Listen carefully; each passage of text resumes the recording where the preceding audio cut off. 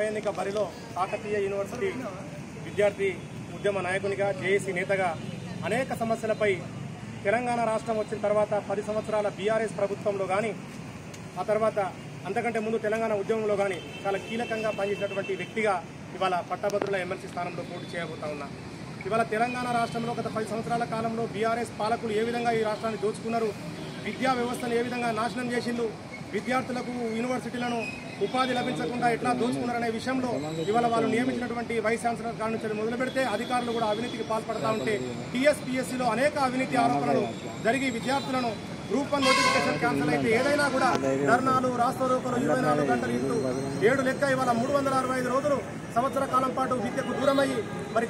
Coaching సెంటర్లో prepare అయినటువంటి విద్యార్థులకు గ్రాడ్యుయేట్స్కు జరుగుతున్నటువంటి నష్టం పట్ల ధర్నాలు, రాస్తారోకోలు, పోరాటాలు చేస్తున్నటువంటి విద్యార్థి నేతగా ఇవాళ ఈ 3 జిల్లాల పరిధిలో ఉన్నటువంటి పట్టభద్రులందరూ కూడా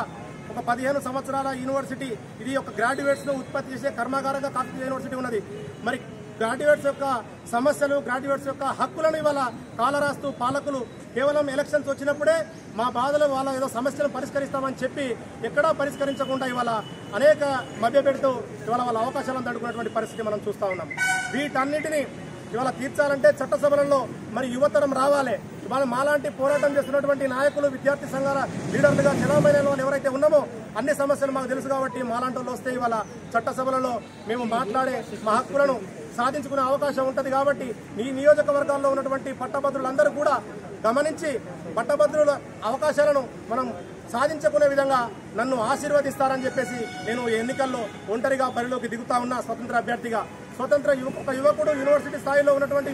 ఉన్నత విద్యావంతుడు పిహెచ్డి పరిశోధన చేసినటువంటి నాలాంటి గ్రాడ్యుయేట్స్ కి మీరందరూ అండగా నిలబడితే మరి మన సమస్యలేందో మనకు తెలుసు కాబట్టి పరిష్కరించే మార్గం మనకు తెలుసు. ఇవాళ రాజకీయ పార్టీలు ఎవరికి టికెట్లు ఇస్తా ఉన్నాయి. ఇవాళ ప్రధాన పార్టీలు ఇవాళ జర్నలిజం ముసుగులో యూట్యూబ్ ఛానల్ను బేస్ చేసుకుని ఉన్నటువంటి ఒక ప్రధాన పార్టీ ఒక అతనికి అవకాశం కల్పించింది. ఇవాళ ఏంటిదైనా ఉద్యమ నేపథ్యం ఏంటిదనంటే కేవలం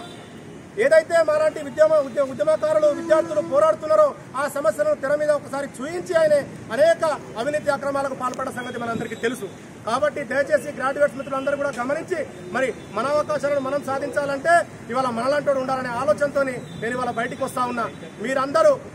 అత్యధికంగా సపోర్ట్ చేసి మొదటి ప్రాధాన్యత ఓటును మన 50వ నంబర్ క్రమ సంఖ్యపై మీ మొదటి ప్రాధాన్యత ఓటు వేసి గెలిపించి మరి మనలో ఉన్నటువంటి ఒక నాయకుడిని బయటికి తీసే విధంగా ప్రయత్నం చేస్తారని, పాలక పక్షాలపై ప్రశ్నించే ఒక నాయకులను తయారు చేసుకోవాలని చెప్పేసి మిమ్మల్ని అందరినీ కూడా సవినయంగా